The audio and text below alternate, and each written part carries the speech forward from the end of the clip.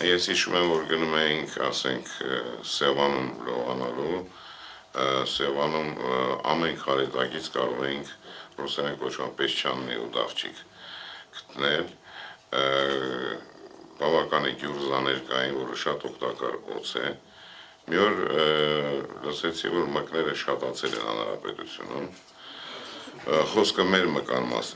մոնումենտալ մկան մասին չի, մկների մասին առասարակ, ասի օձերին մի ոչացրեք, մկները չեն շատանա, որովհետև գիտեք ինչ, մենք այնքան տգետ ազգ ենք, որ ասենք լորդո են տեսնում, ասում են օձը տալիս են լապատկով սպանում, կամ մենք չենք ճանաչում մեր հայրենի բնությունը, ինչ հարուստ բնություն ենք ունեցել և ինչ ունենք այսօր։ Դա գալիս է նաև այդ հանքերը փորելուց և այլն և այլն և այլն։ Կուզեի ավելացնել էկոլոգիայի իմաստով նաև մեր լեքսիկոնի խոսելու ձևի մասին, որ մեր մանավանդ իշխանավորները խոսում են, խոսքս առաջին պարոնի մասին չի կամ առաջին կնոջ մասին չի, այնքան աղքատիկ բառամթերք են օգտագործում, որ անընդհատ լսվում է միայն միաշանակ բառը, միաշանակ, ու չես հասկանում այդ մարդը ինչ է ասում, ինչի համար է ասում, ինչի համար է խոսում։ Ես միշտ այն կարծիքին եմ եղել, ինչ բան է հայրենասիրություն կամ ինչպես կարելի է գեղարվեստական ձևով հասկանալ ինչ աշխատում մեր գենետիկ կոդը, դա ռանչպարների կանչը վեպն է, որ կարծում եմ, որ առաջին նախագահը կարդացել էր և չէր հասկացել, վերջին երկուսը բնավ չեն կարդացել։ Վստահաբար կարող եմ ասել, որ չեն կարդացել, թեև դա ամենակարևոր գործերից մեկը պետք է լինի մեր դասագրքերում։ Վերջերս իմ թորնիկներից մեկը տվեց այդ մանկական հայրենի դասընթաց ինչպես պետք է անցնեն, դե համարյա Հովհաննես Թումանյան և Աղայան չկային։ Դե եթե ազգանունը ինչ է այս կրթության նախարարի Աշոտյանը, Ֆանտոմաս է։ Աշոտյանը էլ է միաշանակ բառից ենքում չի գնում, ես չեմ կարողանում իրեն տեսնել, որ ասել տղա ջան, մի հատ ուշադրություն դարձրել մեր երեխեքը, ինչ են անցնում։ Ես ստիպված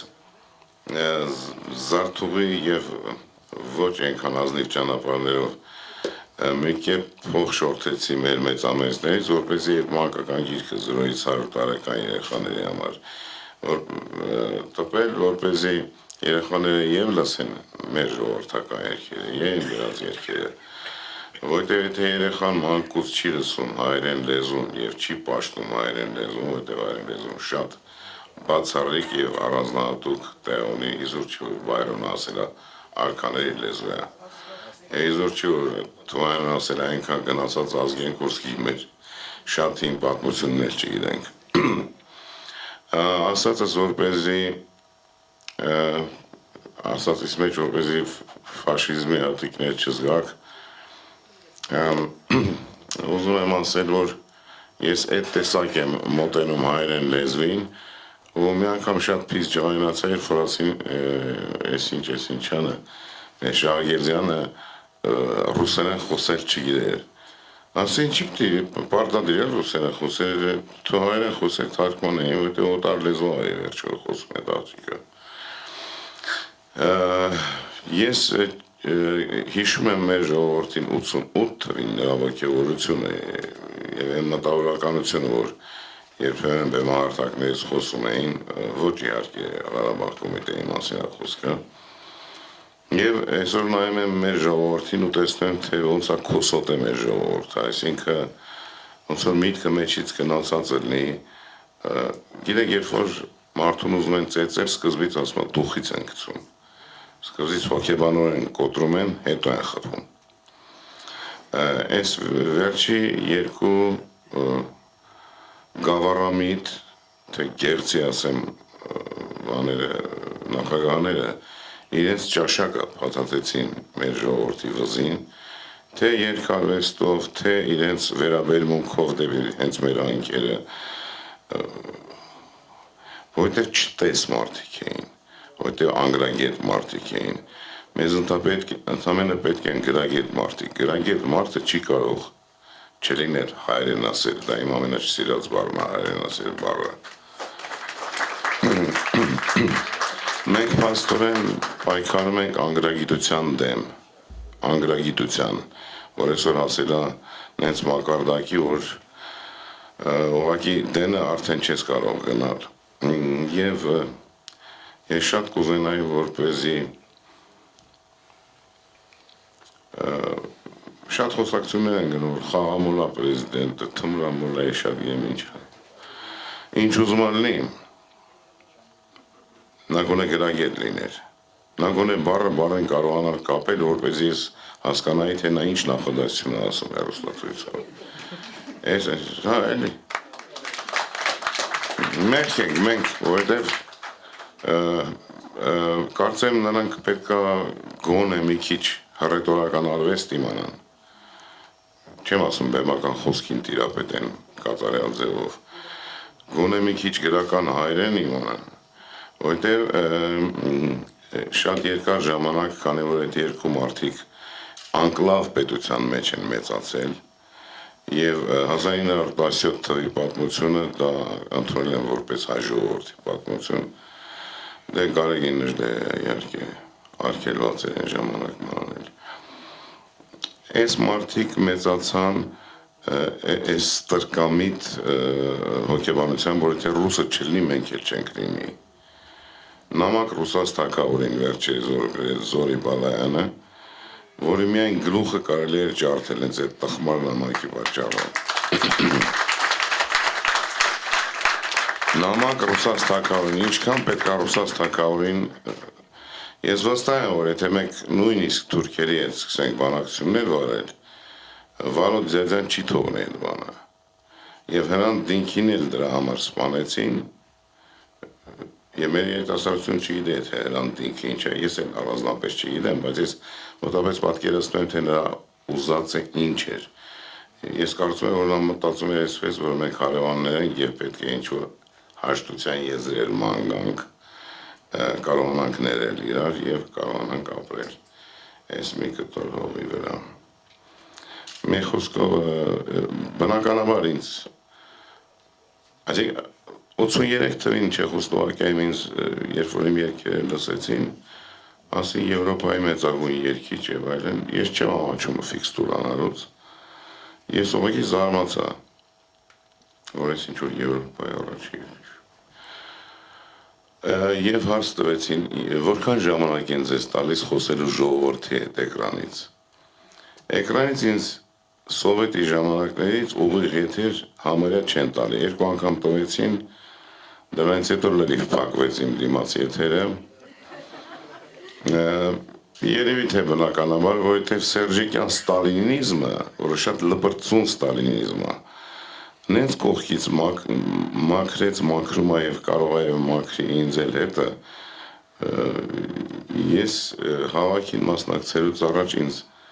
տարբեր առաջարկություններ արվեցին, արվել են եւ այն ժամանակ,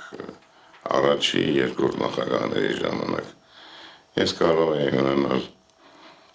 օբյեկտներ, ամենին օբյեկտ են ասում, չէ, հիվանդանոցին, խանութին եւ այլն։ Այդքան խոսում էին 88 թվին, որ մենք պետք է հայեցի լինենք, բայց բոլոր ցուցափեղկերի վրա կամ ֆրանսերեն ագրած, կամ անգլերեն, կամ ռուսերեն, չգիտեմ, ես խոսում եմ խոսքի էկոլոգիայի մասին։ Եվ արտաքին քաղաքականության մեջ գուցեև չկարողանամ մեղադրել Սերժ Սարգսյանին, բայց կարող եմ մեղադրել այն բանի մեջ, որ նա այնքան խոնարհվել, որ շուկայական լեզվով ասած կզել, որ կզելուց հետո միայն մի բան են անում։ Մենք չունենք վրացիների հպարտությունը, թեկուզ սխալ է, թե ճիշտ է նրանց քաղաքականությունը, բայց կարելի է վերջապես մեռնել չծնգած, չէ։ Իսկ սրանք անդադ ոչ միայն ծնգում են, այլև անում են բաներ, որ ժողովրդական լեզվով ես հիմա չեմ կարող ասել դահլիճում։ Այսինքն դուք հասկանում եք ես ինչ եմ ասում։ Այդ առումով պետք չի վախենալ ոչ ցույցերից, ոչ բանից, չնայած 10 հոգի, ոչ ոք չդատվեց այդ ժամանակ, որ 10 հոգի մարդ։ Հա, ինձ 4 ժամով կանչեցին դատախազարան, դատախազեցին ինձ ընդեր։ Թե ինչ գիտես, որ 10 հոգի են խփել։ Ասի, ես вообще 15 էի լսել, բայց 10-ը քչով եմ ասում։ Հետո 4 ժամ տանջեցին, ման չայլ երեխեք էին, ասի, բալիկ ջան, ասի, ախր սրա տեղը ես մի հատ երկ կգրեի, մի բան կանեի, գլուխս խես տանում, բա դուք հերյուրանքներ է, որ դուք գրել եք թերթում, որ Ռոբերտ Քոչարյանը մարդասպան է։ Ասում, բա ով է պատասխանատուն է ել այդ սպանությունների։ Նա որ պատասխանատու է, բայց ամբողջ հարցը նրանում է, որ եթե մենք այդքան չկզենք, այսպես ասած, ռուսներն մեզ այդքան մեր վզին չի տա։ Իսկ սրանք սովորեն Հա, ուղղակի վերջապես մեկը կարող է, չէ, ժողովրդական է լեզվով ասած, ես շատ լավ գրական հայերեն չեմ տիրավ, կարելի է չի ասել, ներեցեք, իսկ կարող եք սիկտիրել էլ ստեյզ вообще։ Չէ, Վլադիմիր Պուտինին, որտեղ ինքը ձեռները ջեբը դրած նենց էր ֆրֆռում, որ ես իրա հողն ա, ուստեղ ինչ-որ վատ բանա կատարվ է ժամանակին եւ այլն։ Այսինքն այս մանիկեններին, որ դրել է Վլադիմիր Պուտինը, Սերժիկին, Ռոբերտին, Բակուրին, նա իմ ենթադրությամբ նա այն երկու խաղացված ֆիգուրաներին, որոնք էլ էին բարձիկով առանձնապես սարի լավաչ էին, մի կողմ հանեց, որովհետև նրանք շատ բան գիտեին, բերեց դրեց նոր ֆիգուրաներ եւ դա արեց ռուսական կայսրությունը։ Այսօր ռուսները մեր ողերին բարեկամներն են, շնորհակալություն։